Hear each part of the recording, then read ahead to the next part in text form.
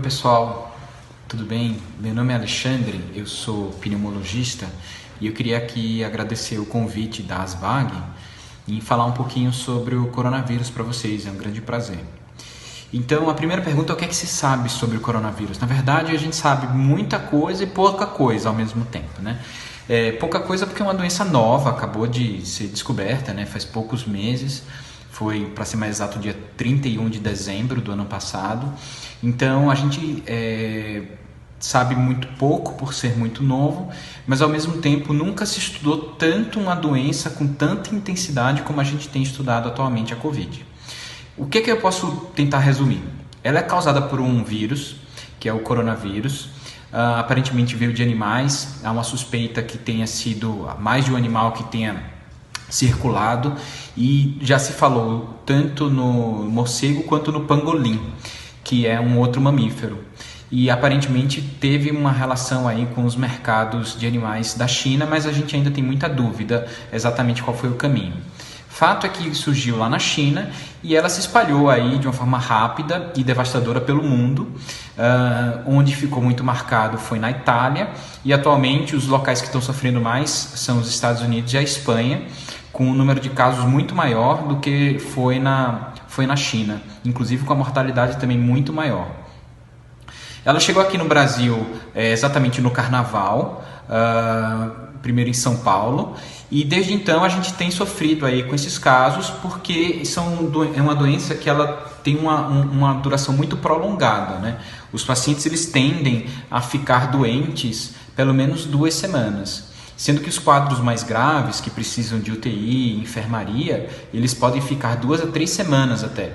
E o problema é que, como existe uma quantidade muito grande de pessoas susceptíveis, né, ou seja, são pessoas que nunca tiveram a doença, obviamente, então ela termina infectando muita gente, o que é diferente, por exemplo, de uma gripe ou de outras doenças, onde muitas vezes numa população tem uma parcela já imunizada e outra parcela não imunizada, que é aquela que termina ficando mais doente, enquanto que essa não, essa todo mundo é susceptível à doença, então a quantidade de pessoas que pode pegar o quadro grave é muito grande.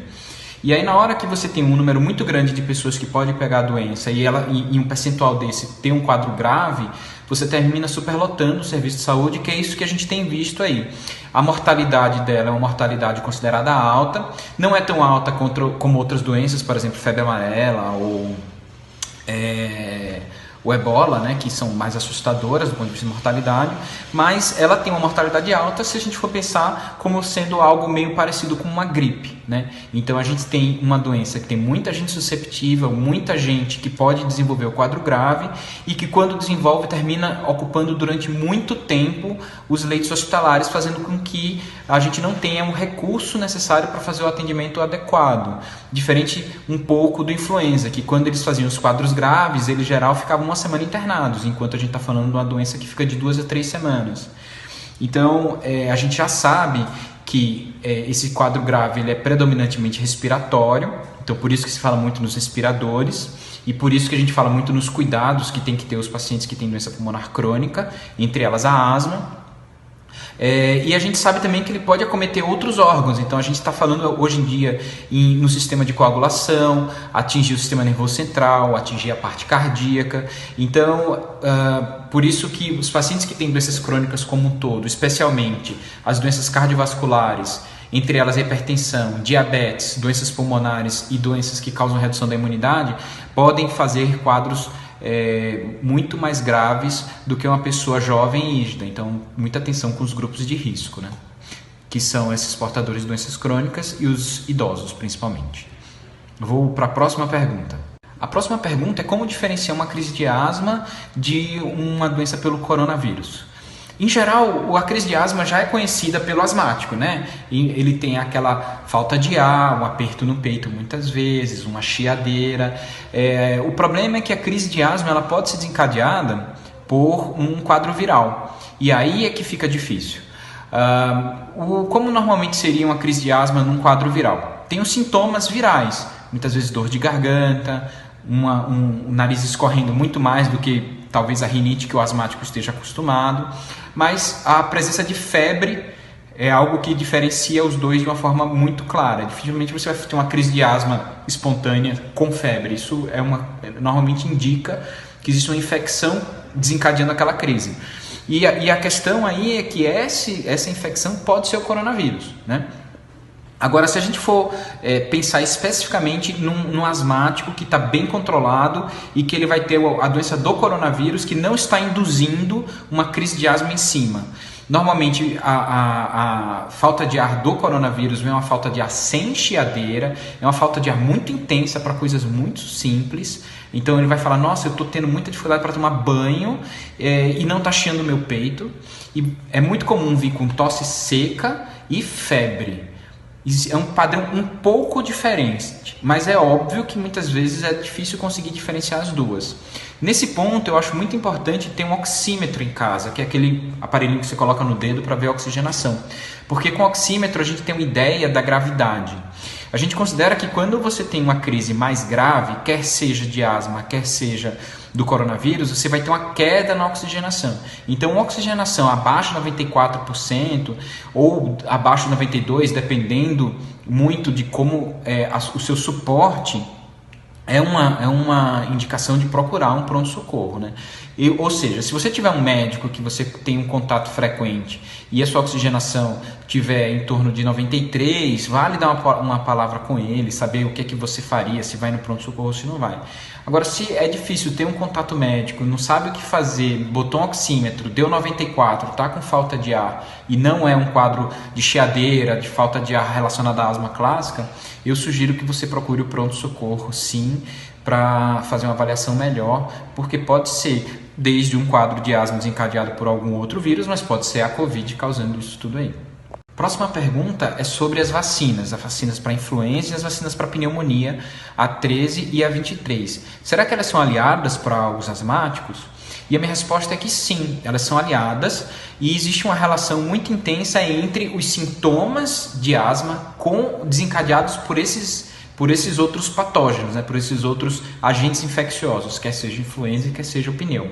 Então, ela não protege contra a Covid. Eu acho que essa é uma informação importante. Quando a gente fala na vacina, não é porque ela protege contra a Covid, é que ela protege essas outras doenças. A questão é que essas doenças elas podem fazer um quadro indistinguível da Covid, é exatamente igual.